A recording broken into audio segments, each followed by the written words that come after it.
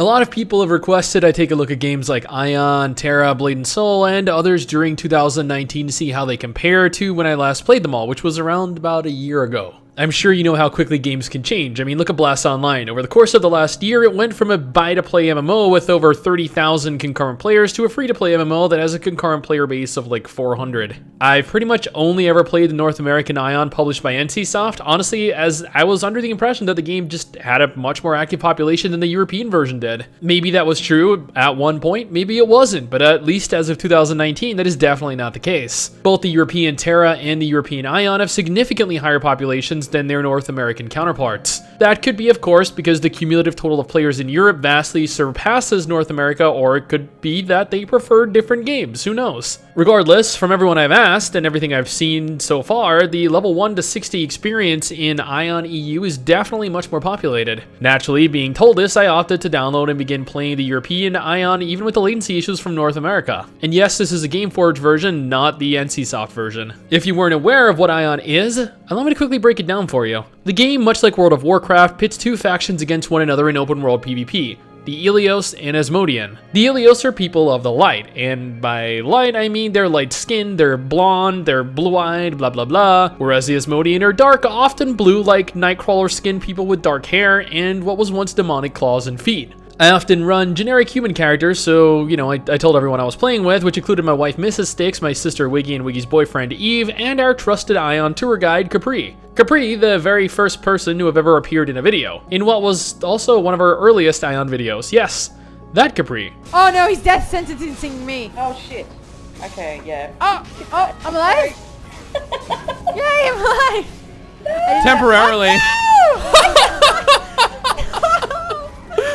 Oh, Wiggy! No! For those of you that remember, to choose Ilios. So, we all want Ilios. There are various classes: warrior, scout, mage, priest, engineer, and artist. Each class can become two further advanced classes upon completion of the tutorial. We had Wiggy go tank because we figured we'd need one. We had Eve go healer because none of us like Eve. We had Capri, my wife, Mrs. Styx, and I all on DPS because we knew who would ultimately be carrying the team. So with all of us having chosen, or in Wiggy and Eve's case having been forced to play their class, we decided to begin our journey much further than we'd ever gone before in AION. The beginner zone is pretty straightforward. You kill some cows, pee on the Great Deku Tree, run through some weird tornado-like things, poison the local village's food supply, run through some more tornadoes. Oh, I will not let this be my end. I don't know what that was all about. You fly through this abyss-like area with a floating island comprised of the bones of dead monsters and other Ilios and Asmodean fighting one another. And then here we are, tutorial zone over. See what I mean about the population though? This is just a small fraction of what the population actually looks like. Oh, did I mention that we're essentially messengers of God? Yeah, that's pretty awesome. I've always wanted to be a herald of the apocalypse. Then Capri, our trusted companion, the only one of us with experience in the game, challenged me to a duel after telling me that my class is one of the best DPS. And this is what happened.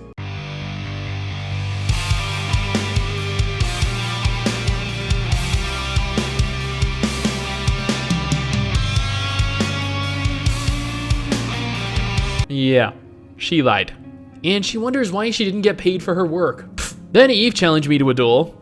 Suffice it to say, he did not win. Once again, Capri proved exactly how useful her knowledge was for her when she slipped down a small hill and got stuck underneath the roots of a nearby tree. Yeah, don't question how it happened. Don't question why it happened even. Heck, okay, I guess I know why it happened. Capri, this is karma. You deserve this. You brought this on yourself. I don't even know what this thing is, but I mean, it can essentially two-shot me. Wiggy struggled with heals and 3 DPS to even tank it. I guess it's like some form of rare mob or like an elite or a mini world boss. Whatever it was, it didn't really give us anything for killing it. So yeah, it was ultimately an anticlimactic conclusion to an otherwise very long, drawn-out, arduous battle. Then we got to take part in a mini dungeon, which let me elaborate on real quick.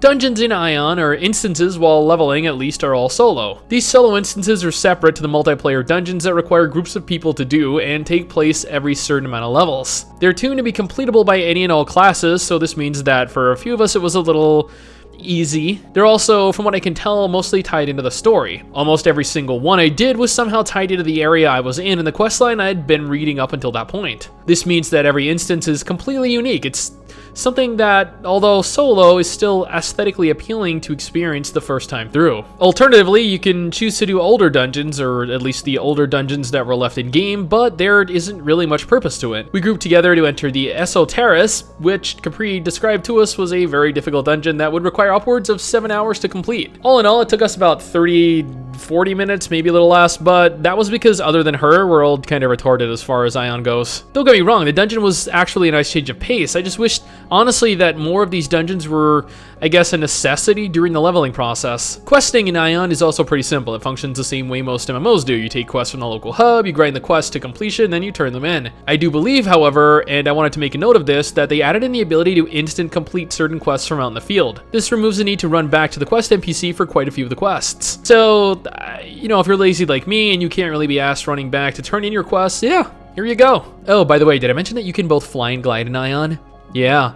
Flight takes place only in certain areas, unfortunately, but gliding takes place anywhere. As you can see, it makes getting around quite a bit faster. Unfortunately for Eve, he couldn't really figure out how to glide properly, falling to his death after every attempt, made so, you know, he ultimately gave up. But that's okay, we didn't judge him too harshly for his inability to click spacebar twice in succession. No, we didn't. The cool thing about my wife's class, though, was that instead of pulling out her wings and flying like the rest of us, instead, she flew in her mech, which honestly was pretty sick. More story-related solo instances. I feel like playing a song from The Little Mermaid here, but at the same time, I don't really want to be hit by copyright, so yeah, you'll just have to suffice with knowing that I'm singing The Little Mermaid songs in my head right now.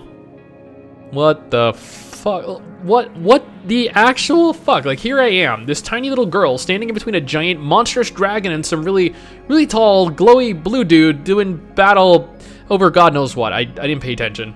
All I know is that I want out of here. Holy shit, I got close to them and this is what happened. Jesus.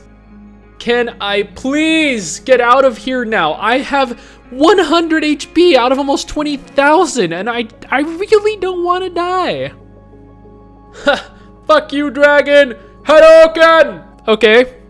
Okay, that didn't do anything whatsoever to you. Oh, shit. So, right now I am essentially a Dragon Ball Z character shooting out ki blasts like a machine gun. Woo! Yeah, you got killed by a motherfucking penguin. Okay, real quick, completely off topic, but my wife Mrs. Sticks wanted to know which of us is actually sexier. I feel like I am with the bunny ears, but, well, she said she can do this.